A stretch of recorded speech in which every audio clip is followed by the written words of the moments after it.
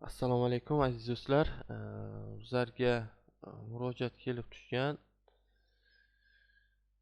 mana shu ko'rinishdagi xatlar kelayotgan ekan ko'pchilikka hozir bugungi kunda, ya'ni soliq qarzdorligi avtomatik tarzda ortiqcha to'lovlardan yechib olinayotganligi haqida.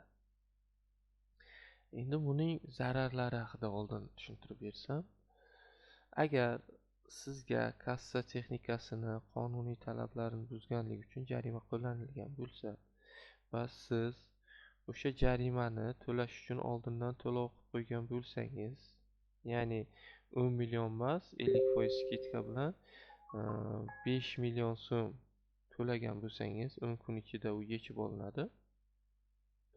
Agar o'shani to'lab qo'ysangiz, o'sha 5 million so'mdan olib boshqa soliq turidagi qarzdorlikni yopish uchun ishlatilsa, ortiqcha to'lovingiz, shunda kassa apparat uchun, ya'ni kassa apparatda qonun buzganligingiz uchun to'lagan pulingiz kamayadi va siz 50%ni oldindan to'loving qilmaganligingiz uchun u 100% to'lovga o'tib ketish ehtimoli bor.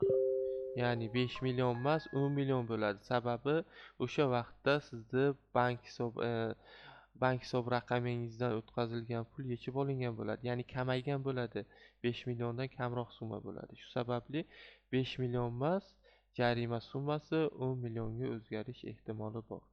Xo'sh, buni oldini olish uchun nima qilish kerak? Avtomatik tarzda yechib olish funksiyasini o'chirib qo'yishimiz kerak bo'ladi. Buning uchun biz My3 soliq saytiga o'tamiz. Shu saytga o'tib, xizmatlar bo'limini tanlaymiz va xizmatlar bo'limidan yuridik shaxslarga ortiqcha to'langan soliq summalarini qaytarish xizmatini tanlaymiz. Va bu yerdan biz yuqoriga chiqadigan bo'lsak, mana bu yerda yozilgan avtomatik xulosa yuborish funksiyasi yoqilgan turibdi hozir. Buni o'chirish uchun men ustiga bosaman va avtomatik hisob-kitob qilish, bekor qilish, tasdiqlash.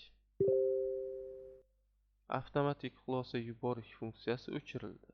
Endi bundan buyon bizdan avtomatik tarzda ortiqcha to'lovlarimizdan qarzlarimiz hisobiga pul yechib olinmaydi. Ya'ni to o'zimiz ariza bermagunimizcha ortiqcha to'lovlar boshqa soliq turiga o'tkazilmaydi.